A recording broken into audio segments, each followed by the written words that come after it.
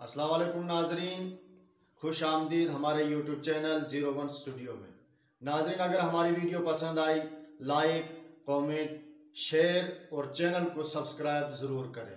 قربانی کے جب 3 دن آتے ہیں تو ویسے تو فقہاء نے فرمایا کہ ان 3 دنوں میں ہر عاقل بالغ مرد عورت اپنے اندر قربانی کی شرائط کو تلاش کرے، لیکن بہتر یہ ہے کہ فرض کر لیں اگر آپ پہ قربانی واجب ہوتی تو آپ کب جانور خریدتے ہیں؟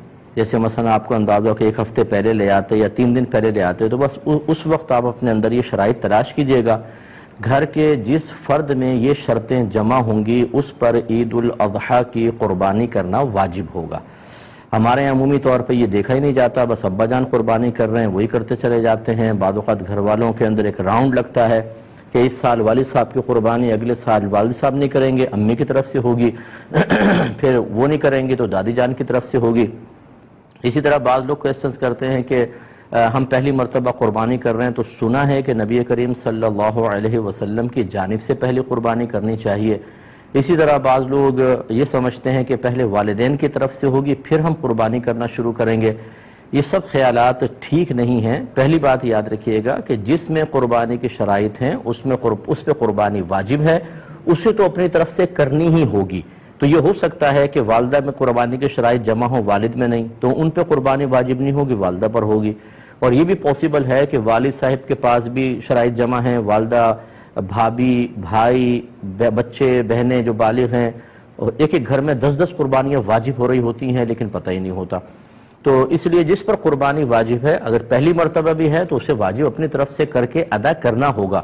پھر یہ نہیں ہے کہ آپ نبی کریم صلی اللہ علیہ وسلم کی طرف سے کریں، کیونکہ رحمت کونین صلی اللہ علیہ وسلم کی طرف سے کریں گے تو وہ نفلی قربانی ہوگی، تو پھر آپ کا واجب تو رہ جائے گا، آپ گناہگار ہوں گے۔ ہاں، اگر کوئی ایسا شخص جذبہ رکھتا ہے تو 2 جانور لے کر آئے یا 2 گائے کے حصے لے، ایک حصہ نبی کریم صلی اللہ علیہ وسلم کے نام پر اور ایک اپنی طرف منسوب کر کے کرے۔ لیکن بہرحال جس میں قربانی کی شرائط جمع ہیں اس پہ قربانی واجب ہے۔ اب وہ شرائط کیا ہیں؟ نمبر 1 مسلمان ہونا، کافر پر نہیں ہوتی، عاقل اور بالغ ہونا، پاگل، مجنون اور نابالغ بچے پہ قربانی واجب نہیں ہے۔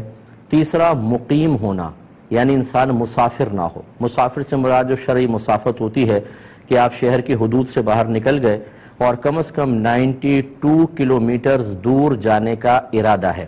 جیسے شہر کی حدود سے نکلیں گے مسافر ہیں، پھر اس وقت تک آپ مسافر رہیں گے جب تک آپ کسی اور شہر میں جا کر کم از کم 15 دن قیام کی نیت نہ کر لیں، یا پھر وہ آپ کا وطن اصلی ہو۔ وطن اصلی کہتے ہیں جیسے مثال کے طور پہ جہاں پر آپ پیدا ہوئے اور آپ کا آبائی گھر اب بھی وہاں موجود ہے، ماں باپ ہیں یا آبائی گھر موجود ہے کم از کم، وہ آپ کا وطن اصلی ہے۔ جیسے آپ کراچی میں کام کے لیے آئے اور پھر 2 دن کے لیے اپنے وطن اصلی میں چلے گئے قربانی کے ایام میں، تو وہ تو پھر آپ کا وطن اصلی ہے، جیسے آپ پہنچیں گے مقیم ہو جائیں گے۔ اور اسی طریقے سے اگر آپ نے کسی اور جگہ رہائش اختیار کر لی اور وہاں سے نکلنے کا ارادہ نہیں ہے کہ اب میں مستقل یہاں رہوں گا، وہ وطن اصلی ہوتا ہے۔ اور تیسرا کہیں پر آپ نے شادی کی ہو اور آپ کی زوجہ وہاں پر ہوتی ہوں، موجود ہیں، تو پھر آپ جیسے دوسرے سٹی میں چلے گئے، جیسے ہی اپنے اس شہر میں آئیں گے جہاں آپ نے شادی کی ہے اور زوجہ بھی ادھر ہونی چاہیے اس شہر میں، تو آپ مقیم خود بخود ہو جائیں گے، چاہے 2 دن کے لیے گئے ہوں۔ لیکن اس کے علاوہ اگر کوئی ہے ان تینوں چیزوں کے علاوہ تو کم از کم 15 دن کی نیت کریں گے تو مقیم ہوں گے، ورنہ مسافر رہیں گے۔ تو مسافر پہ قربانی واجب نہیں ہوتی ہے، مقیم پر واجب ہوتی ہے۔ اور چوتھا، یہ اچھی طرح ذہن میں رکھیے گا کہ قربانی کے 3 دنوں میں اگر آپ کے پاس اتنا مال ہے کہ جس کی مالیت 52.5 تولہ چاندی تک پہنچ جائے اور وہ آپ کی ضرورت سے یا حاجت اصلیہ سے زائد بھی ہو، تو آپ پہ قربانی واجب ہوگی، یعنی یہ قربانی کا نصاب ہے۔ بس اتنا اگر اماؤنٹ آپ کے پاس ہے اور آپ کی ضروریات زندگی سے زائد ہونا چاہیے۔ ضروریات زندگی میں کون سا ہوگا؟ جیسے اگر فرض کر لیں آپ کو سیلری ملی تو راشن لینا ہے، بچوں کی فی پے کرنی ہے، اور چیزیں ہیں، یا گھر کے جو ضروریات زندگی کا سامان ہوتا ہے جیسے آپ کے کپڑے ہیں، آپ کے جوتے، اور اگر آپ نے اے سی لگایا ہوا ہے وہ بھی حاجت اصلیہ میں آتا ہے، آپ کا فریج، واشنگ مشین، برتن وغیرہ، یہ سب حاجات اصلیہ میں آتے ہیں۔ اسی طرح آپ کا ذاتی مکان، یہ حاجت اصلیہ میں ہے۔ اس سے فالتو کوئی بھی سامان ہو کہ جو آپ نے جو آپ کی ضروریات زندگی سے زائد ہے یا پھر سونا چاندی کی شکل میں ہے، تو وہ اس پہ قربانی واجب ہوگی۔ لہذا اب آپ کو دیکھنا یہ ہوگا، مثال کے طور پہ اگر کسی بہن کے پاس 1 تولہ سونا ہے تو یقیناً 52.5 تولہ چاندی تک اس کی قیمت پہنچتی ہے، تو ان پر قربانی واجب ہوگی۔ یہ زکوٰۃ کے نصاب کو نہ دیکھیے گا، اس میں یہی لکھا ہے کہ اگر کسی کے پاس بھی کسی بھی قسم کا مال ایسا ہو جو حاجت اصلیہ سے زائد ہو اور اس کی مالیت 52.5 تولہ چاندی تک پہنچ جائے تو اس شخص پہ قربانی واجب ہے۔ لہٰذا یہاں تک فقہا نے لکھا ہے، مثال کے طور پہ اگر آپ نے کوئی مکان کرائے پہ چڑھایا ہوا ہے تو وہ تو آپ کی ضرورت سے زائد ہے نا، تو اس مکان کی بھی مالیت کا حساب ہوگا، قربانی واجب۔ اسی طریقے سے اگر آپ کا ذاتی مکان آپ رہ رہے ہیں، اس میں 6 کمرے ہیں، 4 یوز ہوتے ہیں، 2 کمرے بالکل بند پڑے ہوئے ہیں، ان 2 کمروں کی قیمت کا بھی حساب کیا جاتا ہے۔ اسی طرح آپ کے وہ کپڑے جو آپ پہنتے نہیں ہیں، چھوڑ دیے، جیسے بہنوں کے شادی کے ہوتے ہیں، ایک سوٹ صرف شادی کے ٹائم میں پہنا جاتا ہے، پھر ایسے فالتو پڑا ہوا ہے، اس کی قیمت کا بھی اعتبار ہوگا، یعنی جو بھی حاجت اصلیہ سے زائد۔ اسی طریقے سے اگر آپ نے BC بھری ہوئی ہے اور ابھی آپ کی نکلی نہیں تو سمجھ لیں وہ آپ کا قرضہ آپ نے دیا ہوا ہے، اس کی مالیت کا بھی حساب ہوگا۔ اسی طرح کسی کو قرض دیا ہوا ہے آپ نے، اس کی مالیت کا بھی حساب ہے۔ تو خلاصہ کلام یہ ہے کہ قربانی کے دن جب قریب آ جائیں تو آپ یوں کریں، جتنا آپ کا سونا ہے اس کی قیمت نکلوا لیں، چاندی کی قیمت نکلوائیں، جتنا کیش روپیہ پڑا ہے وہ بھی، پرائز بانڈ ہوں، شیئرز ہوں، سیونگ سرٹیفکیٹس آپ نے لے کے رکھے ہیں، ان سب کی قیمت اس میں ایڈ کر لیں۔ اس کے علاوہ آپ نے اگر BC دی ہے اور ابھی نکلی نہیں، وہ آپ کا قرض ہے سمجھ لیں، اسے بھی ایڈ کریں۔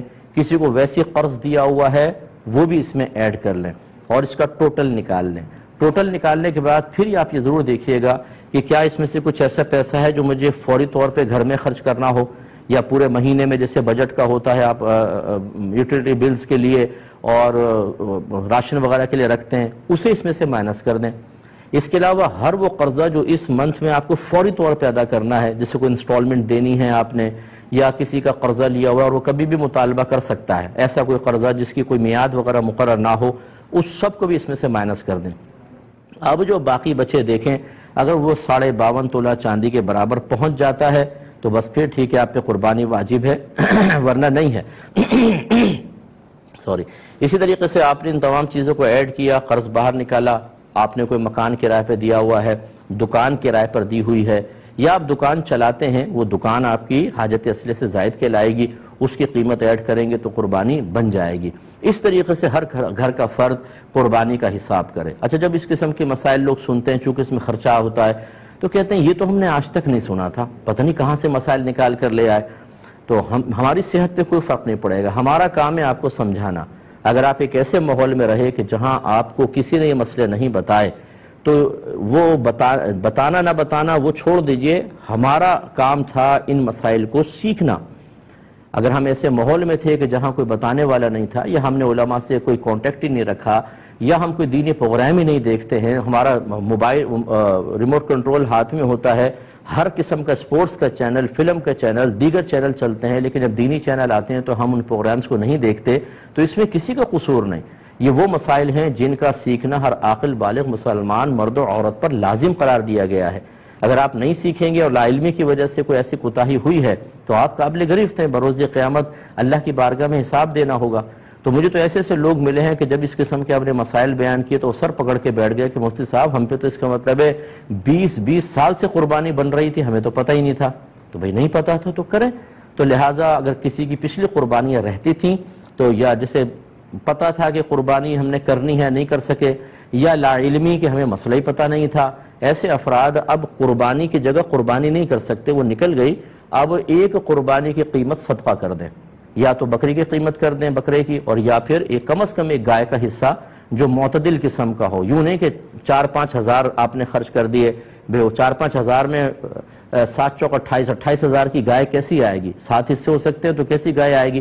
اچھی تھوڑی سی درمیانے درجے کی گائے کا حساب کریں، اور اس کو آپ یعنی جتنے رہتی ہیں 10 قربانیاں ہیں تو اگر آپ 7 حصے ایک گائے کے اور 3 حصے اور گائے کے اندر ملا لیں تو 10 حصے ہو گئے، اتنے آپ کو رقم صدقہ کرنی ہوگی۔ فوری طور پہ کر سکتے ہیں، بیسٹ ہے، ورنہ اگر اتنے پیسے نہیں ہیں تو بہرحال اس دفعہ کی قربانی واجب ہے وہ پہلے کریں، اور پیچھے والی قربانی کے تھوڑے سال بسال خرچ کرتے رہیں تاکہ وہ آپ کا حساب کتاب پورا ہو اور آپ آخرت کی گرفت سے محفوظ رہ سکیں۔ اللہ تعالیٰ سمجھ کی توفیق عطا فرمائے۔